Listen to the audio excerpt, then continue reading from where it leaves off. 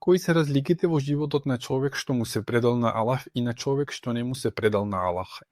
Човек што не се предал во духовното срце на неговата душа, ѓаволот може целосно да ги забие своите канџи и постојано го тера да прави лошо, да греши, има 19 несреќи што го снаоѓаат. Човек што не се предал е човек што не ја користи својата волја или ја користи погрешно. Но ајде сега да зборуваме за човек што му се предал на Аллах.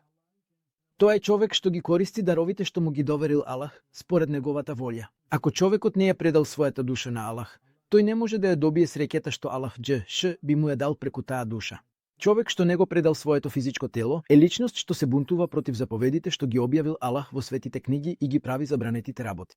Човек што се предал, според Зумер 54, се свртел кон Аллах и како резултат на тоа е под гаранција на Аллах, Аллах ја вратил неговата душа кај себе и тој се предал. Дали е доволно? Не е доволно. Што не му обезбедило ова? Кога духовното срце на нафсот е 100% во кемина, ова предавање со помош на Аллах му донело 51% светлина. Односно, додека кај другите луѓе срцето е 100% во темнина, кај човекот што ја предал својата душа има 49% темнина и 51% светлина. Кое е значењето? Тоа значи дека сатаната не може да влијае на 50% од светлината. Влијанието на шејтанот е само во 49%. Затоа патот на шејтанот да влезе во телото се стеснил. Што вели пратеникот на Аллах? Заклучете ја вратата на шејтанот со зик. Аллах да е задоволен.